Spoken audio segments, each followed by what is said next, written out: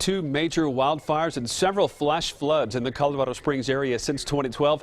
Many people are still unprepared for a weather emergency or other disaster. So now the city and county are using National Preparedness Month to help people determine risk, form a plan, and act on it. KRDO News Channel 13 Scott Harrison is live in Williams Canyon in Manitou Springs. And Scott, that's a place where authorities have learned to closely monitor.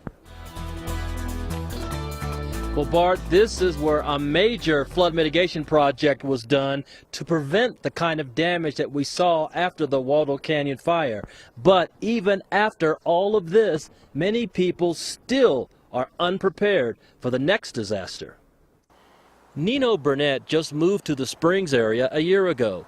He knew about the Waldo Canyon and Black Forest fires before he got here.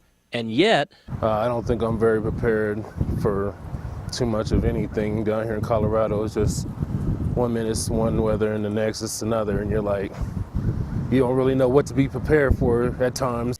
Even long-time residents admit they could be better prepared for a disaster. We talk about talking about it, but we haven't done it yet. So, yeah, so we do need to do that. Local authorities want to help you prepare.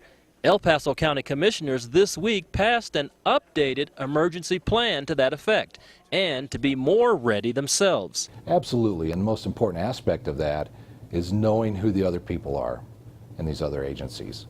Where before we might have had to look them up on a phone list, had no idea who they were. Now we have those relationships.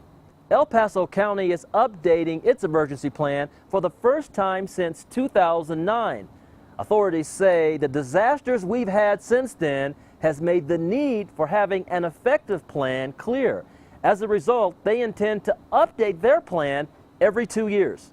Colorado Springs also updated its emergency plan this year and reminds you to be alert and responsible about disasters. The 5 Ps. If you have to leave quickly, do you know where your papers, your photos, your prescriptions, your personal computers are, and of course, grabbing your people and your pets.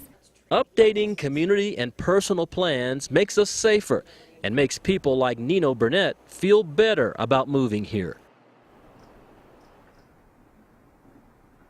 Now, the city and county also have updated their hazard mitigation plans to reduce their risk of damage and save lives before the next disaster comes.